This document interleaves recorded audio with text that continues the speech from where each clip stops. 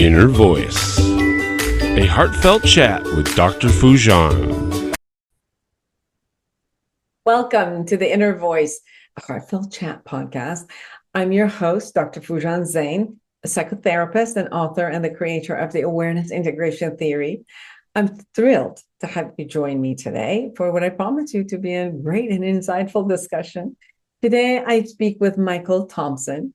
He's a career coach, lecturer at EAE Business School in Barcelona, Spain, and strategic communication advisor to top business leaders worldwide. Growing up, he stuttered and so he had social anxiety. That social anxiety kept him from pursuing his goals. By turning his supposed vulnerabilities into his greatest strength, he developed a system of principles to help people express themselves more confidently and build meaningful relationships without sacrificing who they are and their nature. So his work has appeared in numerous publications, including Forbes, Inc., MSN, and Apple News. And his new book that we're going to be talking about is Shy by Design, 12 Timeless Principles to Quietly Stand Out. You can find him at michaelthompson.art, and you can find his book there. We shared about, the innate concept of shyness and the anxiety that's there, the inner critic is there. And then what do you do with it? Like, how do you, despite all of the vulnerabilities, find your strength and at every point step up, do what you need to do to create an amazing life for yourself. So it's a great conversation, and I hope you enjoy it as much as I did. Now be sure to subscribe to my podcast and my YouTube channel and connect with me through my website, foujan.com. You can go to the website and catch the podcast or the YouTube channel. Go to Foujan app. You can get it from Apple Store or Google, and you get Android if you have Android. And Foujan app will go through the awareness integration theory, create some journaling, a guided journaling in 31 areas of life that you can really go through and find who you are and what your strengths are, what your vulnerabilities are, and really bring yourself into not only the awareness, but integrating different parts of you that from the past kind of lingering and waiting for you to take care of them. And we also launched the Mira within the app, which is an AI chatbot, which supports you in any questions that you have from the awareness integration theory. So enjoy it, ask a lot of questions, and you'll see what the answers are that are supposedly very, very helpful to you. I love to hear from you. So share your thoughts with me and connect with me with all of my social media. Now, without further ado, here's Michael Thompson. Listen up if you want to promote your personal growth and self-awareness. I found the Foujan app last month and I have been absolutely loving it. I personally have never learned guided meditation, but thanks to this app, I now have learned incredible tools for my own stress relief and emotional self-awareness. Not to mention, there are self-evaluation tools and professional coaching available to utilize however your journey to self-discovery takes you. Join Foujan today and redefine your life one step at a time. Do you wish to wake up one day and hit the Life Reset button? Life Reset, the awareness integration path to create the life you want by Dr. Foujan Zain, helps you navigate crucial life areas, heal the past traumas, and cultivate fulfilling relationships and careers. Life Reset is your guide to a profound journey to reshape your life. Grab your copy on Amazon or Audible now and embark on a path to a more joyous and fulfilled life.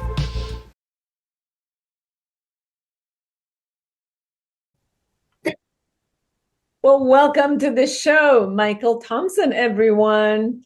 Thank you. I know you're coming from, it's 10 o'clock at night in your place. You're coming from this beautiful place from Spain. So welcome to the show. Thank you so much for having me today. I'm really excited to be here. Beautiful. Well, you wrote the book Shy by Design. So I know that shyness is it's a mysterious, almost a conversation where a lot of people, when you look at a child or a teenager or a grown up, a lot of people who are not shy, they don't really have an understanding of the experience of someone who is. So many times they're like just trying to pull them out, and they're trying to like give them skills and do things in order to kind of push them in a different perspective, as if like that's what they need. But you wrote a book about what it feels like inside, and what are some of the things that you could actually look at, right? Like 12 timeless principles to quietly stand out. That's shy by design. So tell us about one. How come this topic was interesting to you? I mean, you're a coach, or you work with a lot of people. Why this topic? So I grew up really shy. Like I view kind of introversion like as an inherent trait that we're born with, and it'd be very interesting to get your perspective on this. And shyness is more from our lived experiences. So I grew up like really shy, and I had a severe stutter. Like, and I still stutter, like especially on M's. Like my name is Michael. When I had my first job, I was selling mortgages, so my pitch was awful. But I grew up in a military background with my family. We moved around a lot from country and place to place. And I always kind of felt like an outsider for that. Plus the stutter growing up in the 80s, like I didn't, like I got bullied by students, by teachers. So it just kind of layered on top of me, where it kind of like it shot my confidence. And a big reason I took the sales job was because at age 23 is like I realized I had to do something, or else I was just going to be like pushed in the corner. So shyness has always meant something to me, and it's kind of like, for me, I view it as a yearning.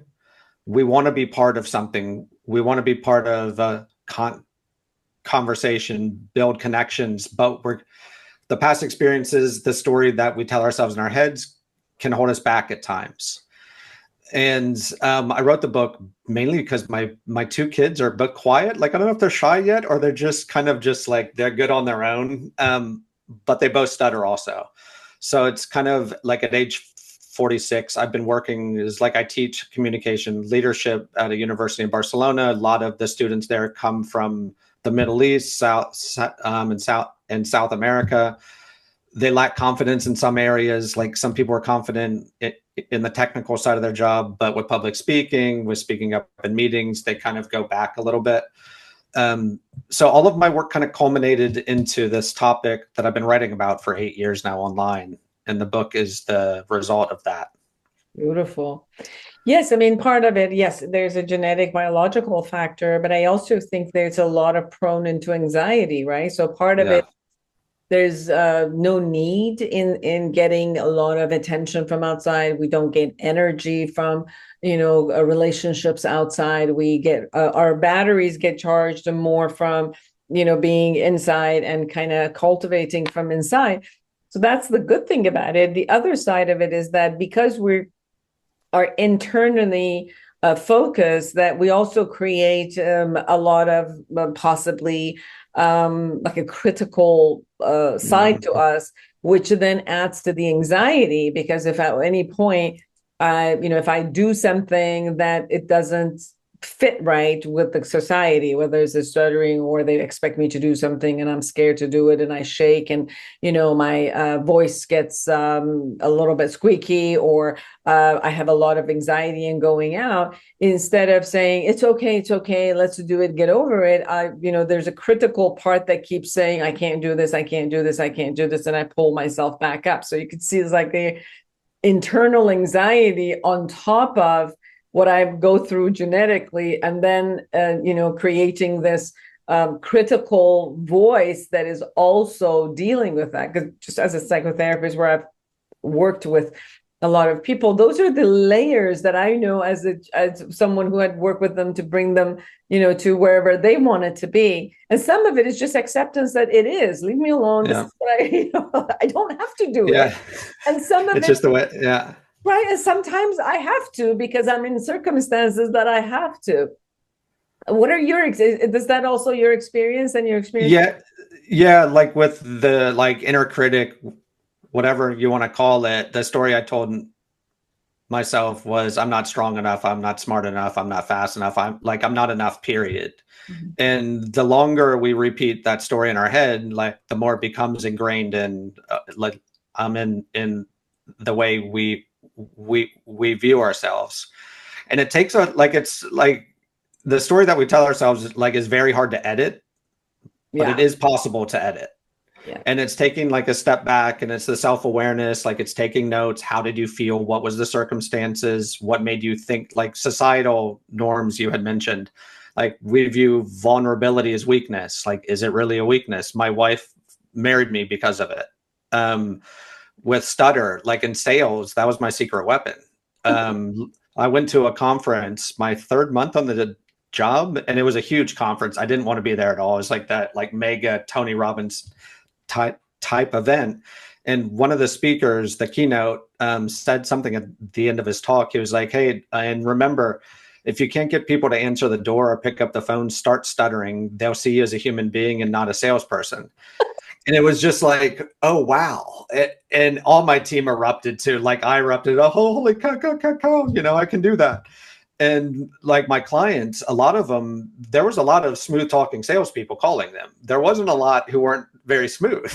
So it's actually for like a lot of people who had bad experiences with salespeople in the past, I was like this ray of light, like, oh, he's a normal person. Thank God. And that helped me flip a story that my stutter is a bad thing. And it took some years after, like the circumstances, I still got nervous for public speaking. But in general, when I speak about that, like my students said, like I teach leadership and communication, and I get up there and say, I grew up stuttering. I've lost a bunch of money in Central America. Like I've done like just about everything wrong. Right. And we're going to work together to get the stuff that we've got wrong in the past correct. And their shoulders drop, like, and they open up. Like, I guess it's kind of the thing, like I wanted to be felt at ease, like around people. So my job now is to put them at ease. So they open up and they speak their truth. They really talk about what's bothering them. But the inner critic is kind of like the first journey, is like making friends with yourself, like not friends, but befriending your inner critic, getting curious about it and seeing if there's truth to all of it. Like the story, like we may have an ingrained thing from our past experience that we have this one part of it stuck in our heads. But when we step back and see perspective around it, like that was just one incident, and there's 99 things that speak to the opposite of that. And re-seeing yourself through a new lens is the journey of the first part of life. And then like the second part is maximizing it. Yeah. Pretty much. And based on what you shared and based on what my experience also has been, I think that sometimes we think that the only way we could succeed is only to be powerful and perfect and all of it. And then many times we look at our vulnerabilities, and as you were sharing, many of the vulnerabilities itself were the stepping stone to it. And sometimes we look at our resilience through our vulnerabilities and how our vulnerabilities are our powerful tool. And by itself, being with it and having it out there makes us more confident, because I don't have to hide.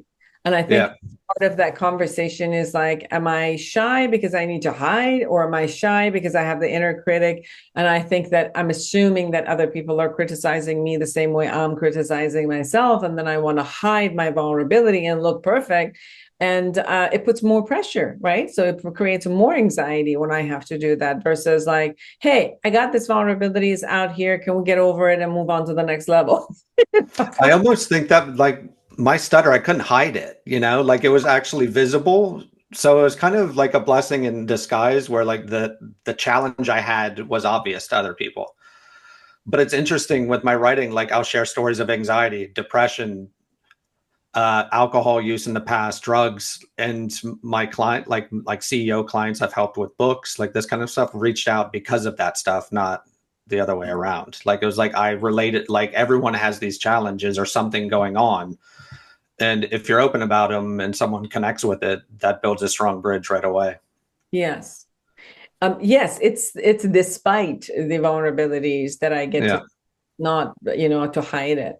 So you talk about 12 timeless principles. Can you start sharing with us a little bit of those with the audience? Yeah. So like one of my favorite ones, and kind of the backbone of the book that runs through it as an undercurrent throughout, is to treat your curiosity as your primary responsibility. Like, and that starts with ourselves. Like, it starts with the questioning of the stories that we tell ourselves, the questioning of past experiences, and just kind of a self-awareness, like of being curious in yourself.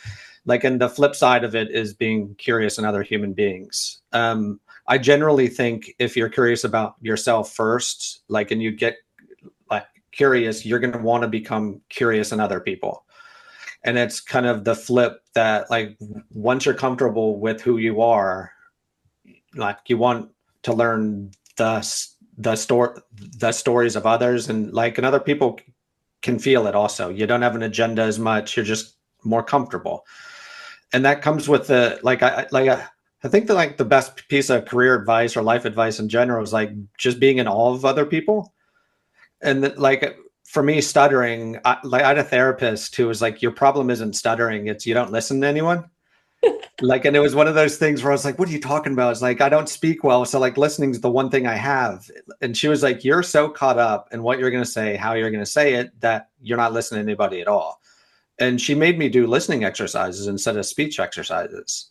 And that kind of like, and she just got me like curious in me, plus other people in conversations. We watched videos of conversations, body language, all of this stuff. And it got me out of my own head, focusing on other people. Like, and that's when, people are fascinating. I don't have to sit and worry about me all day. Like, I can just be curious in other people. And that does attract people to your life. Very much, because you get out of yourself. Like you said, if you're only inside of your own head and you're only dealing with the critical part of you, it sucks a lot of energy, a lot of time, energy that does not involve, it does not allow you to have the relationship that you need. And you're right, in order to have the relationship, you do need to get out of yourself and put your eyes on other people. And the curiosity creates the motivation to actually look at other people and listen to other people, and therefore create the relationship. Yeah. So I got really like lucky in the sense of somebody called me out. Like, it's like, if you want to tell someone to be a better listener, it's like being told you need to eat more Brussels sprouts or something. It's not the thing that you want to hear. Like, and you see it in every leadership book, communication book, like listen. But it's cliche for a reason, because it's grounded in truth. And generally, as a life rule, if you hear a cliche, like, listen to it, like, just because it's usually right. Yeah. Yeah, absolutely. So one is the principle, is the curiosity. What else? So being bold for this conversation, like, I think being bold in the moments that matter is a big one, of betting on yourself. And like, I still, for me, I'm holding a pen just as like a fidgety thing, just for this interview. And you're very nice. Like, you've been super, super warm. It's just not my thing of being on video, but I do it. And I do it because I cheat. And I have some exercises that help me to be like, to do hard things for me. And, to be bold, it's that, like, I keep a record of any time I do anything that makes me say, holy crap.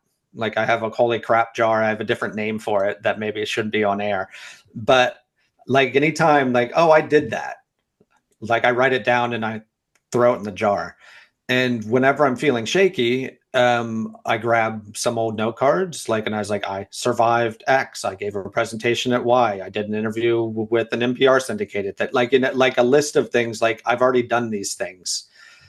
Speaking to you is not the scariest thing in the world, like, and it just, but my past experiences, like, of screwing up presentations as a kid, of public speaking stuff, what it, like, it does get stuck in your head. So it's my way of getting a boost of confidence that, like, hey, I've been doing hard things. And I took a sales job, like, as a guy who stuttered. Like, I've done brave things, like, I moved to Central America afterwards. I tried to flip real estate there, didn't speak the language, didn't know anything. I moved to Spain afterwards, no opportunities. Like, I've done these things. Like, it's interesting. All the big things are easy for me, Right. like moving, but the small day-to-day things will paralyze me sometimes. And I like what you said, is because we get caught into a lack, something that is not going to work out, and then you open the lens for yourself. You open the lens about where you're powerful, where you've gone through and created success, regardless of the difficulties that were there. So it's almost like opening up the lens versus getting caught into a minute concept, which is constantly going to get you whole. So it gives you the power from within, not just from outside. It's not like, okay, I'm just going to, say these sentences to myself and boost myself up, but it's actually going back and looking at what I've done. So I tap into my own power. Where is it? How did I do all of that? What did I say to myself to be able to pass through? So I'm going to take that part of me, which is powerful, and bring it right now in my face and know that I can get through this also. Yeah, it's like right now, it's really easy to look for validation online, but you need to validate yourself, like, and keeping a list of things that make you proud and just keeping it for yourself. Like, just keep it for you. That's your thing.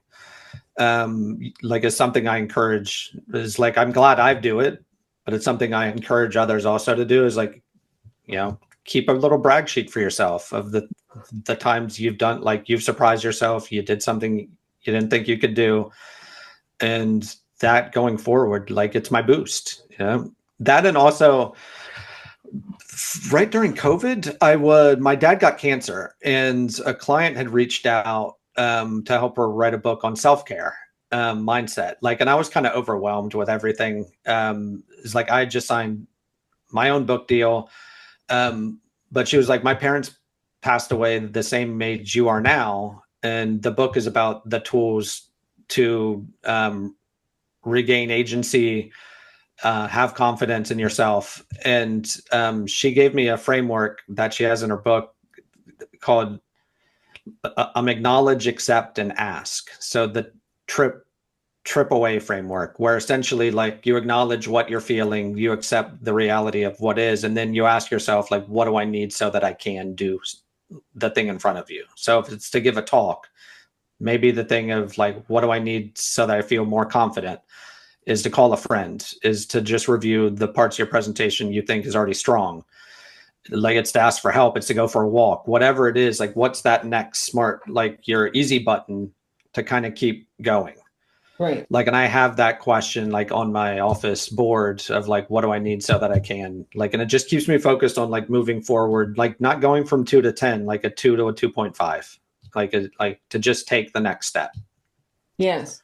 Well, a lot of people take the comfort over, pushing through, because it's like, it's too scary. I don't want to do it. And anxiety comes, a fear comes, and it's like, I just don't want to put myself through that. And they go back and they constantly stand behind the wall. And that's the part of what motivates them, what could motivate them to push through on their own.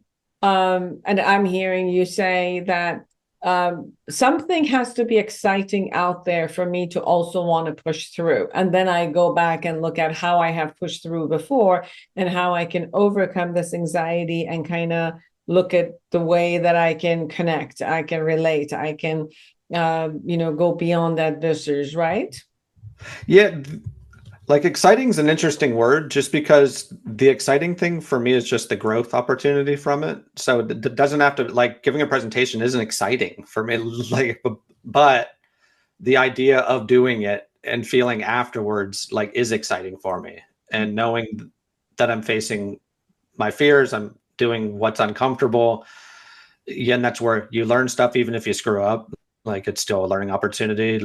Like, but my first boss in my sales job, if I screwed up a sales call, is like, I would say, oh, I blew it, blah, blah, blah. He would always ask, like, well, did you get anything right? And I'd be like, yeah, lots of things. He's like, well, just go do more of those. It's like, it's kind of the thing, we get stuck on a failure, but maybe the 9 steps were good, and it was just like the 10th that was a little off. So it's not this thing where we, like, should beat ourselves down because of it. And, like, I don't know about you, but the people I'm attracted to are the triers, like the people who are willing to do something a little uncomfortable. Like, and even if you fail, like, you win some people over by failing, it's not necessarily like it's like the times we fall in the basement hurt, but day to day, it's like, it's kind of hard to see that as a fail. Like, the things we screw up at work sometimes, I don't know if it's a failure. I think it's more just being human. Yes.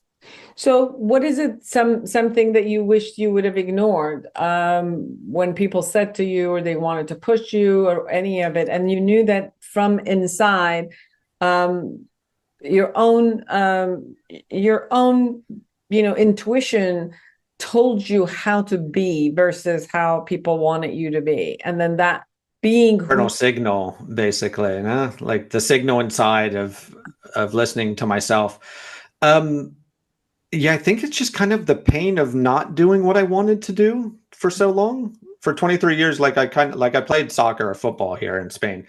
Like, and that was my way to make friends. But generally, like every time there was something that I wanted to do, like I talked myself out of doing it. Mm. And it kind of just reached the point where it's like that either has to change or I'm just going to be in this cycle for the rest of my life. And I caught it, yeah, in my early to mid 20s. But once I caught it, like even like my first 90 days on a sales job was tough. Like that hurt, like it wasn't a fun thing, but by sticking with it, the 91st day I turned a corner, I got signs that like the stutter is a good thing. Like these things happened where it's like, so if I'm feeling that something is good for me, like generally, if you have a feeling inside of you that you would learn from something and it's good for you, you have to listen to that voice, or else you're robbing not just yourself, but the people around you, or your gifts. And yeah, the giving yourself your own green lights. Mhm. And some people are going to say, stop, right? Like my parents didn't want me to go into sales or move to Spain, but I knew that these things are things I needed to do. Right. Now, I just want to hope that everybody knows that with everything we're talking about, it's not that you're no longer shy or that you no longer stutter, that all of those are still there. And yet you're going to grow, you're going to connect, you're going to do whatever you want. And all of that is there, right? Yeah. And the sentences are really heightened. I think that's maybe why like my mom always said for me as a kid, I was an absorber. Mm-hmm. So I kind of I absorb off the energy of people, and I go into and I have self-talk, like my self-talk still runs like I don't belong here, I shouldn't be, like in Spanish, I'm very American looking, I sound very American speaking Spanish. I always am asked, can you say that again? Not because I'm saying it wrong, it's my accent. So people are just kind of like, and I get in the head, like, am I saying it right? Did I and then I'll stutter. And but that's kind of it's kind of like the people around me who are in my life who appreciate me, it's kind of the charm. So seeing it as that, and like knowing that I like underdogs, I like people who screw up, I like people who sometimes feel uncomfortable, like let's be uncomfortable together is a good way to feel comfortable. So the shyness is still there. And I think with shyness, there's people who work on Wall Street who are like uber confident, like in their job. But if they have to go speak to someone on the street about something else, they're shy. And so I think it shows up in like shyness, I think runs through all of us at times, depending on the environment. Yes, I mean, I work with people who they obviously, like biologically, they are shy and socially they're shy.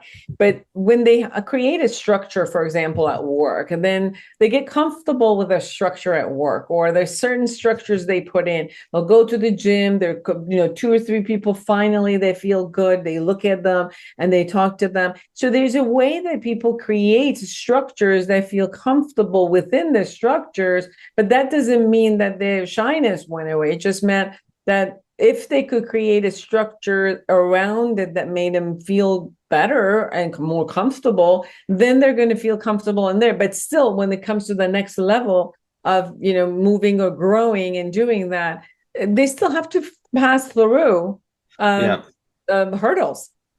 Yeah, I always think of it as like an easy button. Like what's your easy button to start the hard thing? And that's something that, it comes back to like keeping track of the things you've done in the past, like knowing you're already enough, like being surrounded by people and asking for help. Like I make my living asking people for help. Like my book is a culmination of advice from other people. Like it's not and it's not a good to great book. It's a bad to not awful book, and But the principles are, for me, those are my design, like what I designed for me. And the whole purpose of the book is for you to think of your own principles, like, and how you're comfortable. How do you design environments where you do thrive? And How do you that's the fun. how do you support your children? Because you said you also get that they're a little bit and introverted and shy. How do you support them with everything that you've gone through to find their own path? It's fascinating because I hated it when I was a kid, where my dad or our mom or a teacher like would say, stop, pause, breathe, start again. And I caught myself doing it in the beginning. Like, and I was like, of all people, like I shouldn't be able to like empathize with this, like, and not put pressure on them, just because of like, once the spotlight is stop, pause, start again, like the spotlight just intensifies on you. So they're 10 and 6, almost 7 now. The 10-year-old is like kind of uber intelligent, where the speech therapist is like, he can control it. He just like, he has the tools. He's just lazy with it. And in presentations in school, he doesn't stutter. Like, put on the spot, he doesn't stutter. Relaxed, he stutters. So it's more him wanting not to stutter. So my wife and I are just kind of backing off from it, but waiting, like, it's cautious of the 10-year-old mark, is this continues for years, like the habits are forming, right? So it's like, we don't want it to go too hard. So he has a therapist, but at home we do 10 minutes a day of focused speaking. So he knows he can do it. And the 6-year-old is just kind of, he's very quiet. Like, he celebrated his 6th birthday, and like a friend of mine, Eno, like went up to him and was like, oh, it's your birthday. How old are you? He's like 6. It's like, do you like school? No. Are you going to have a party? Like, I have 4 friends. Like, and he just walked and turned away. Like, he turned and walked away. So he's like, it's kind of hard to even get him to talk. He plays sports, and that's like me, like that's his connection. Like, and he has like his buddies, they just play, like, I don't hear him talk enough except for pass again, pass again. So it's interesting, but we're just kind of laying off, but keeping an eye as they get older, that they're not, just so the habits don't stick. Yes. But yeah, it's like, it's interesting how we want to protect. Yes. Like I see now why my parents were doing it. It's like, Yeah. it wasn't to annoy me. It was like to protect me. Yes, it's like you want to bring them out. It's almost like they're inside. You want to bring them out, but Yeah. it sometimes it becomes counterproductive when you're Yeah. pushing and pushing. Yeah. Yeah. So it's being the supportive, instead of, Yeah. which is like, it's funny how the human brain works, Yes. Everyone, Shy by Design, 12 Timeless Principles to Quietly Stand Out by Michael Thompson. Michael, anything we haven't said that you really want people to know? I think that the beauty that life is long. So I was told once that it takes the average person 45 years to figure out what they want to do in life, 10 more years to have a plan of action. Then like, they actually don't start doing it until they have their first heart attack. And it's kind of like, and I see a lot of truth in that. But the sooner you can figure out who you are, like asking yourself questions, and you don't have to rush it. But at the same time, is like, I started to really get confidence once I started to write at age 38. It's like, I was in sales for 15 years and I started to write, like, and that was my natural place. Like, and I've been like excelling since then. But writing helped me to sit down and answer questions for myself. Who am I? What do I value? Questioning the stories I told to myself. So like, really getting curious in who you are, like, and realizing that life is long and it's not high school. Like, you don't get picked on, like at age 40, like no one really, it's like, I'm 46. My friends don't care if I stutter. Like, it's like, it's pointless. So it's just that thing of enjoying it, but get curious in yourself. Beautiful. And where can people find you? Where else can they find you? Yeah, like in a small town in Spain, in a dark office closet. But my website is michaelthompson.art. Art like artist. There's a lot of Michael Thompsons in the world, and I probably should have used my middle name of Michael Ryan for all of this stuff. But my book is on that website. So it's coaching stuff. So it's past articles. I write a newsletter on Substack called Shy by Design. So basically, if you look up Shy by Design, that's me. Beautiful. It was great to have you here. Thank you so much for having me on today. It was really fun. Of course, and thank you for sharing your experience and sharing your book and the principles and the tips for other people who are experiencing the same thing. And maybe they have a child that experiences the same thing. And to have an understanding of how it works and what are some of the ways that they can actually experience the experience and then move through the experience and feel good about themselves and continue to succeed in the world. Thank you for your time. And for all of you who are with us, create an amazing life for yourself and everyone around you. And until next week, bye-bye. Are you a psychotherapist looking to enhance your practice? The Awareness Integration Therapy, developed by Dr. Foojan Zeine, is a comprehensive guide to the principle and techniques of this powerful therapeutic approach. Join the growing community who have elevated their practice and expanded their skills by embracing Awareness Integration Therapy and witnessing its life-changing impact. Order your copy on Amazon now.